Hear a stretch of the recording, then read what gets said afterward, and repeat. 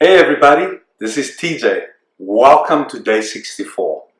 Today I want to talk about, do you care about what others think about you?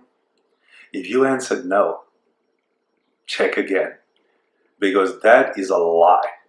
There is not a human being that is walking the face of the earth that hasn't been trained, conditioned to be aware at least and to take in consideration what other people think. You may not care about what people on the periphery of your life think of you, but you may care more about people that is in your circle think about you. And here is the crux of the matter. It doesn't matter. It's not a problem. And I'm going to use the P word. It's not a problem to care about what other people think. If the caring of what other people think is out of a love-based aspect of you.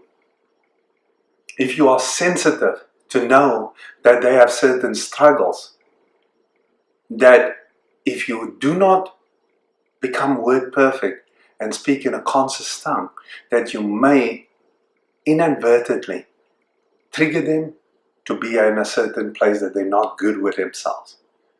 And that's a lot of responsibility, and a lot of people are going to say, but that's not my responsibility. I have the freedom to say what I want to say.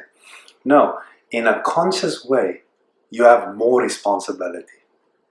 Because when you know you own the responsibility, we all know that. And it's going to seem unfair, but it is what it is. When you know better, you do better. Regardless of what anybody else is doing, you hold the personal standard. Now let's get back to caring about what other people think.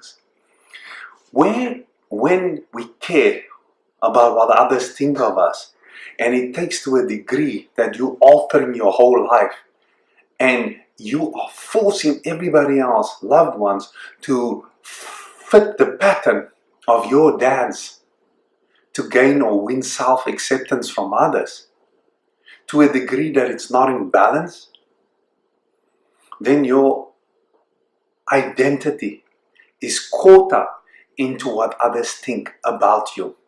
And when that identity gets caught up, it builds an ego structure. Because you deem that those people are important or more important than the loved ones in your life. And when you do that, you will alienate a loved one for some stranger. And just think about that. How many times have you done that? I have absolutely done this. I have done that in relationships. It's been one of those painful things in my life to admit. Because, and there's many justifications for it, but it doesn't matter what the justification is. When you're trying to play a role and project an image to the outside world, and you're hurting loved ones, dude, come on. You know, people, let's do different. It's not worth it. So the key to this is to keep the loved ones, and keep the people that are watching just observers. What they think is none of your business. That's what my father used to say. It's none of your business what they think of you. Stick to the things that are important. Now, that was told to me a long time ago. But I'm an adult man right now, and only now I'm learning this. Only now I'm practicing this. And it's strange to be in this place, because so much of our life, so much of being in the world revolves around seeking acceptance from others, to be accepted, to be loved. And you're willing to do the little dance for them. And when you do the little dance for them, you think they're loving you, but they're just entertained. When you act with integrity and a self-belief, and a self-knowing, and you're solid in yourself, those that will respect you more. Those that will admire you more. When you do the dance for self-acceptance, they respect you less and they don't admire you. You're just a clown. And I just use that word clown, yes, because that's what you become.